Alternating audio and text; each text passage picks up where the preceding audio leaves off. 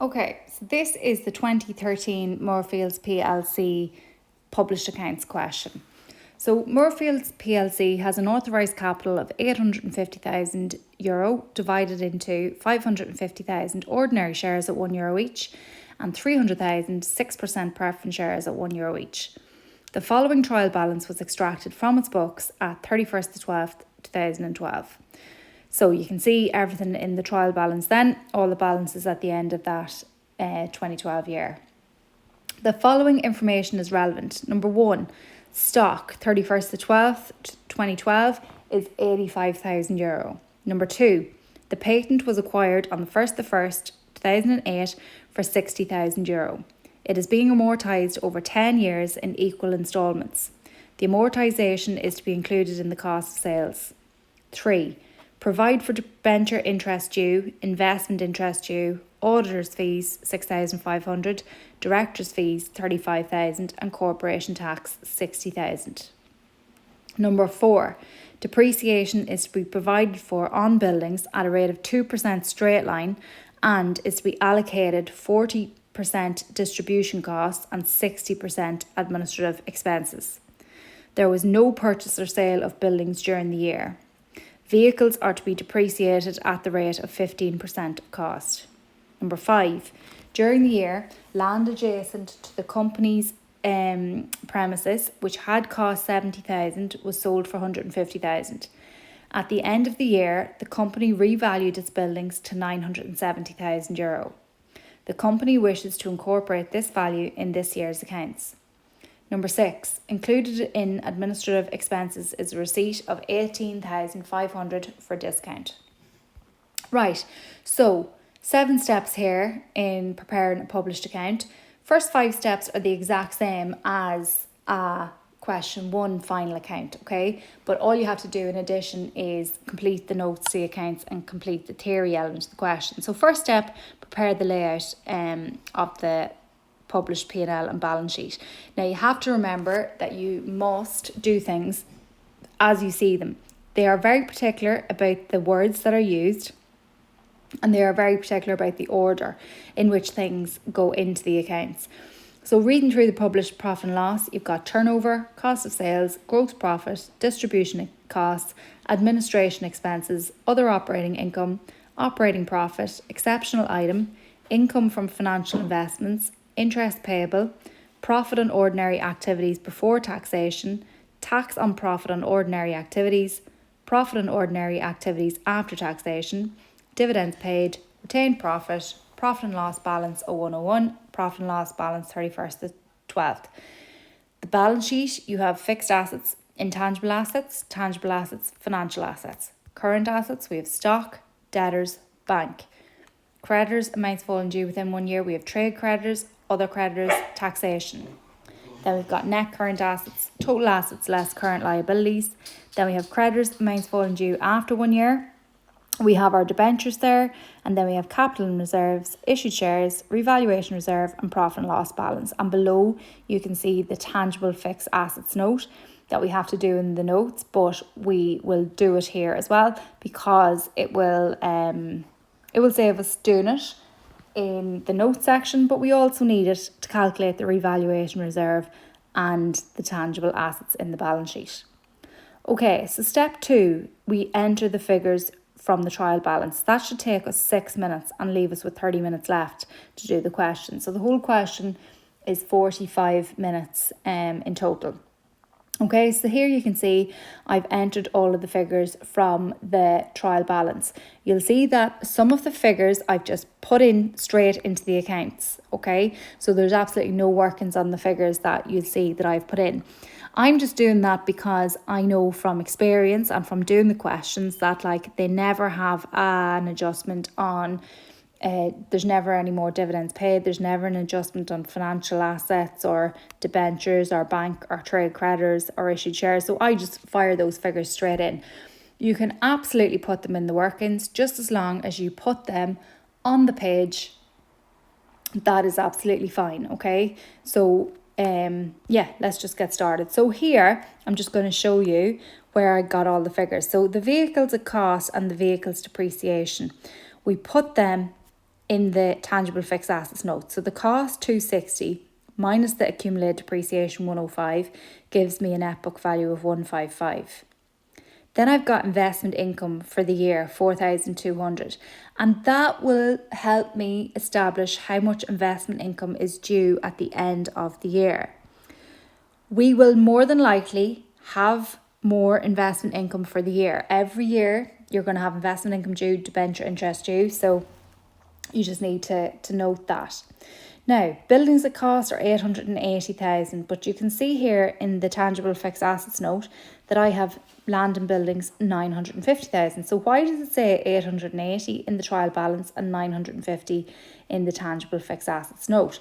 Well, if we look back at note number 5, which we read a couple of minutes ago, it says during the year, land adjacent to the company's premises, which had cost 70,000, was sold. Okay, so therefore, that is making that land and buildings 950,000. You can see there then that they had accumulated depreciation of 50,500, leaving it with a net book value of 899,500 euro. So next then we'd have the debtors and the creditors. So 240 goes into the debtors, 184 into the trade creditors, and I just put the trade creditors straight into the balance sheet because I know there's never any adjustments there. Next, we have 4% investment, so that goes straight up then into the financial assets. Then we've got opening stock, 72,000, so that goes into the cost of sales working. Patents then are going to go into the patent working. Admin expenses, distribution costs, we start workings for them also. Purchases and sales, we put purchases into the cost of sales and we put the sales into the turnover figure, the turnover working. Rental income will go into other operating income. 5% debentures will go into profit and sale of land will go into the profit and sale of land working, okay, the exceptional item. Then we'll have bank, that can go straight in because we never see any adjustments there. Maybe we will, but if we do, we'll just adjust it, but haven't seen any workings for bank before. VAT will go into the tax working, so VAT 74,000 on the credit side, so that is VAT that we will owe. Then we have dividends paid will go straight into the P&L account. The issued shares, we add up the 500 and the 150, and that will be the 650 issued shares.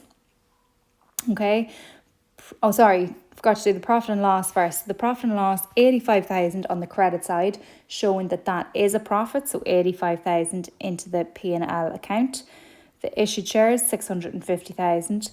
Provision for bad debts, we're going to take that away from the debtors figure.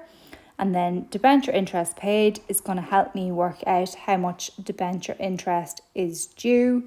And then patent royalties is going to go into my other operating income. So I've got all the figures down from the trial balance into the accounts or into the workings. Next, I'm going to do step 3, which is calculate the investment income and the debenture interest. Sorry, so that should say debenture interest, and that will take 4 minutes. So investment income, right? If we look at the trial balance, we have investments of 300,000 and they are 4% investments. So that is 12,000 euro investment income we should get for the whole year. Now, looking at the trial balance again, the investment income that we did receive was 4,200. Okay, so 12,000 minus 4,200 leaves me with investment income due of 7,800 euro. And then the debenture interest. So there are 5% debentures, 200,000. So debenture interest is 10,000 euro.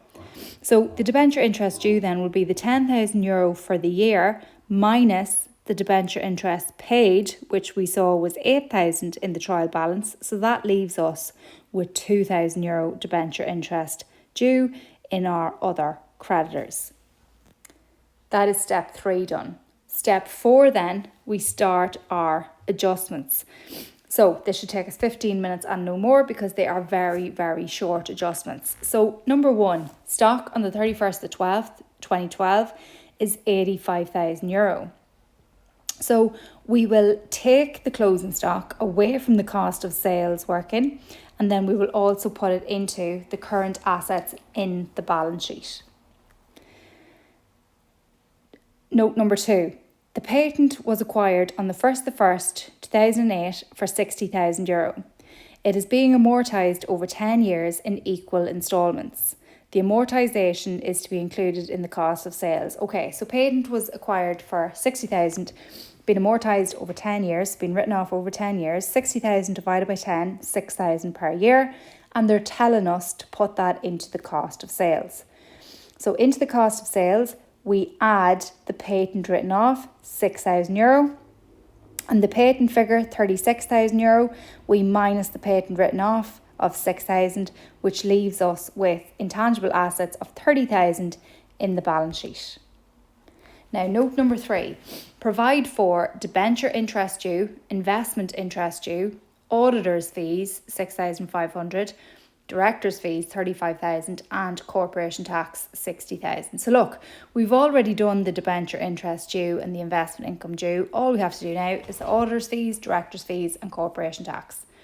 So you can see in the admin expenses, the auditor's fees have been added, the 6,500 have been added to admin expenses, and the 6,500 has also been added to the other creditors because we have not paid that amount yet.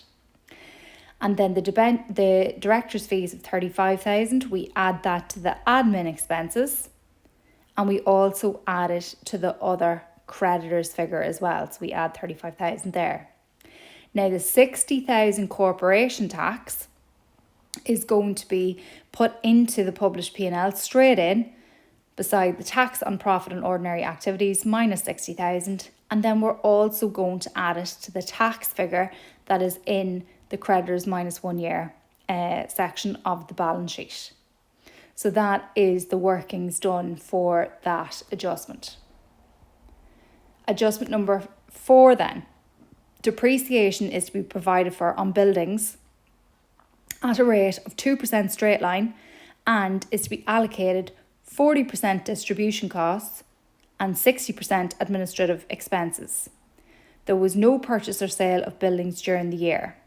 Vehicles are to be depreciated at the rate of 15% of cost. Okay, so depreciation buildings, 2% straight line. Okay, now we have to remember that we have buildings, right? The 950 was the land and buildings, okay? So the buildings themselves, all right, 2% straight line. When we work out what the land was minus the buildings, right, and multiply that by 2%, we get 17,600 for the year, which you can see in the tangible fixed assets note, the charge for the year, 17,600. Okay. We were told then to split that up, 40% into distribution and 60% into administrative. So 40% of it was added to distribution costs. So we add depreciation on buildings, 7,040, and then we add the 60%, the depreciation on buildings, 10,560, into admin expenses. Now, the vehicles depreciation, 39,000. So 39,000, right, is when we multiply vehicles, 15% of cost. So 15% of cost, the delivery vans, as you can see in the tangible fixed assets note, cost 260,000. 15% of that is 39,000. So we put that into the charge for the year. We are going to then add that to the distribution costs working. So you can see over there on the left, we have added depreciation vehicles, €39,000. Now, the net book value in the 31st of the 12th, that is 116,000. That's in the tangible fixed assets note on the bottom right hand side. How did we get that 116? Well, the net book value in the 1st, just above it, was 155,000. When we take away the charge for the year, 39,000, from that 155,000, we get €116,000. So that is that working done.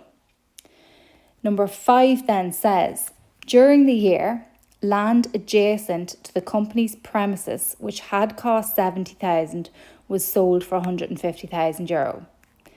At the end of the year, the company revalued its buildings to 970,000. The company wishes to incorporate this value in this year's accounts. Okay, so during the year, land adjacent to the company's premises, which had cost 70, was sold for 150. So that is a profit of €80,000. Okay, and then we have to enter the revaluation 970. So the €80,000, you can see it's gone up in the P&L beside the exceptional items. So the top left hand part of the screen there, you can see the €80,000 has gone in there. Now, the land and buildings then being revalued to 970. So let's go down to the tangible fixed assets working and let's see what's happened here. So you can see the 950 in the cost, right? Okay. We minused 70,000 because we sold land that was worth 70,000.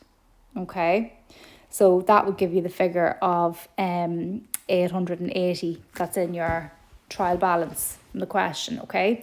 Now, 880. How does 880 go up to 970,000? Well, the difference there is 90,000 in the cost. So we are going to add 90,000 into the revaluation surplus there, 90,000.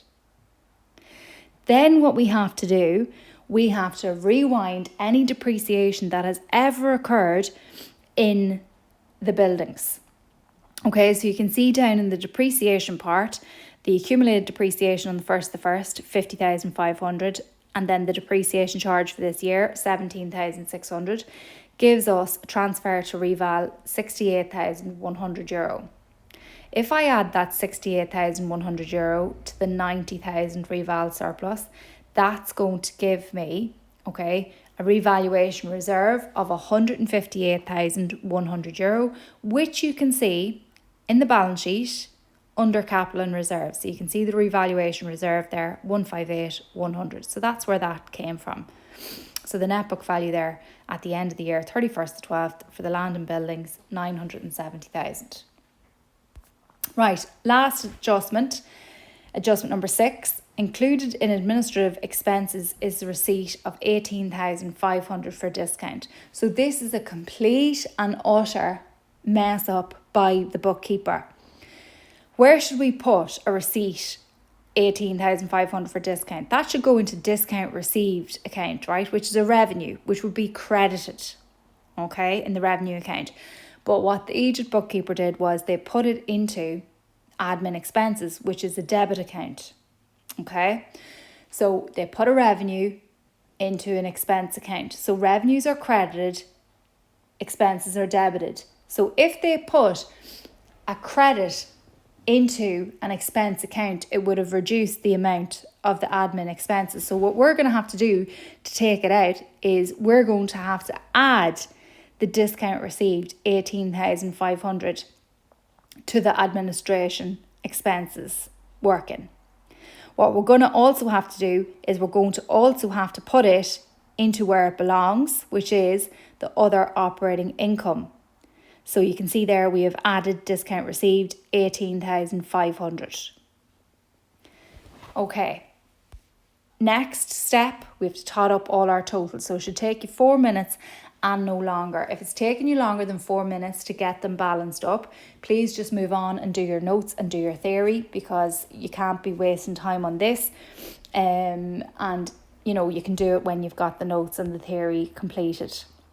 Okay, so step 6, complete the notes to the account, 7 minutes. So, notes to the account. So the first one that you were asked to do, accounting policy notes for tangible fixed assets and stocks. So 5 marks. So tangible fixed assets. Buildings were revalued at the end of 2012 and have been included in the accounts at their revalued amount. Vehicles are shown at cost. Depreciation is calculated in order to write off the value or cost of tangible fixed assets over their estimated useful economic life as follows. Buildings, 2% per annum straight line. Delivery vans, 15% of cost. Stocks are valued on a first in, first out basis, FIFO, at the lower of cost and net realisable value.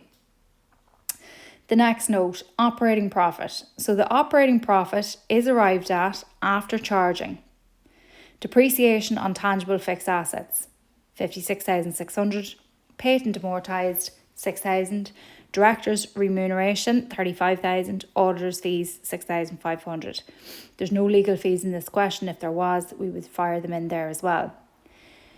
Note 3, interest payable. Interest payable on debentures repayable during the years 2017, 2018, 10,000. So that was nice. You already have that working done.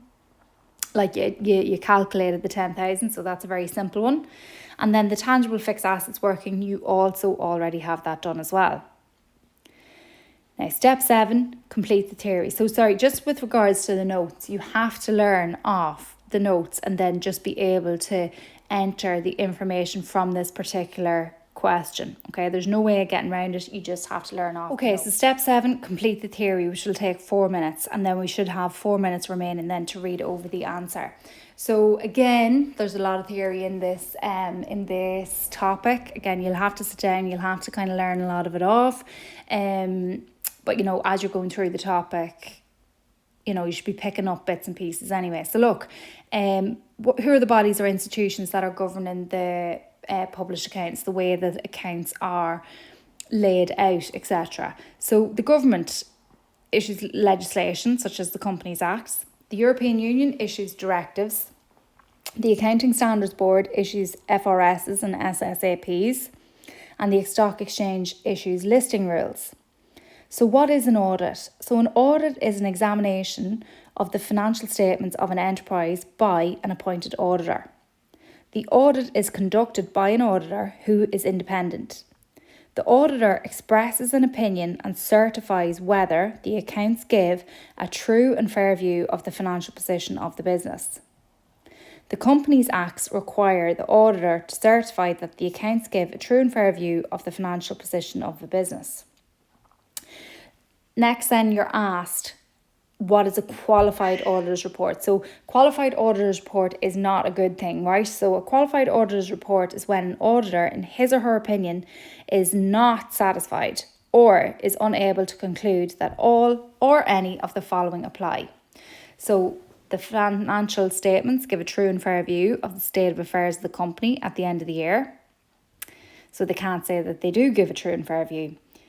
They also can't say that the financial statements are prepared in accordance with the Companies Acts, or they can't say that all the information necessary for the audit was available, or they can't say that the information given by directors is consistent with the financial statements, or they can't say that the net assets are more than 50% of the called up capital. But the report what they'll do is they'll say what elements of the accounts are unsatisfactory. So qualified auditor's report, not a good situation. It is not the auditor is not satisfied that the audit is, it's good, right? So they say the financial statements don't give a true and fair view and all the rest, okay? So not good. So that is the 2013 published accounts of Moorfields complete there.